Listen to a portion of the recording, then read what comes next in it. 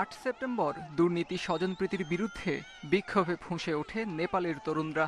চাপে পড়ে মঙ্গলবারই পদত্যাগ করেন চারবারের প্রধানমন্ত্রী কেপি শর্মা ওলি। এরপরও কঠোর অবস্থানে তরুণরা সংসদ ভেঙে দিয়ে নতুন নির্বাচন, অন্তর্বর্তী সরকার গঠন ও ৮ সেপ্টেম্বর গুলি চালানোর নির্দেশদাতাদের বিচারের দাবি তাদের। নেপালের রাজনৈতিক ইতিহাসের প্রতিটি বাঁকেই ছাত্র যুব আন্দোলনের ভূমিকা গুরুত্বপূর্ণ।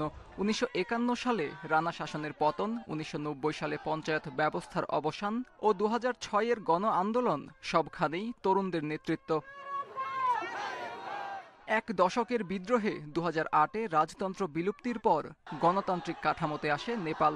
তবে পরবর্তী সময়ে ক্ষমতার খেলায় মেতে ওঠে প্রধান তিন দল। ১৬ বছরে ১৪ বার পরিবর্তন হয় প্রধানমন্ত্রীর পদ। বিশ্লেষকদের মতে দুর্নীতি ও অদক্ষতার বিরুদ্ধে দীর্ঘদিনের ক্ষোভই এবারের আন্দোলনের মূল কারণ। গণমাধ্যম ও অধিকার কর্মীদের মতে বহু বছরের হতাশার বহিঃপ্রকাশ এই আন্দোলন। নেপালের নেতৃত্বে যেই আসুক তার সামনেই বড় চ্যালেঞ্জ, কারণ দেশটির রাজনীতি মানেই আঞ্চলিক স্বার্থের লড়াই। উত্তরে চীন, দক্ষিণে ভারত, দুই প্রতিবেশীর প্রতিদ্বন্দ্বিতার মাঝে নেপালের অবস্থান। চীনপন্থী কেপি শর্মা ওলির পতনে সুবিধা পাবে ভারত, রাজতন্ত্র উত্থানের অপেক্ষায় দিল্লি, যদিও রাজতন্ত্র বিরোধী জেনজি আন্দোলনের নেতারা।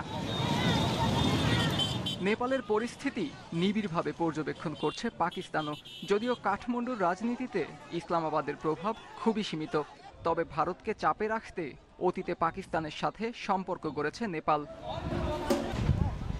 বিশ্লেষকরা বলছেন, নেপালের রাজনৈতিক অস্থিরতা শুধু ৩ কোটি মানুষের ভবিষ্যৎ নয়, বরং নতুন সমীকরণ তৈরি করতে পারে দক্ষিণ এশিয়ার ভূ রাজনীতিতেও।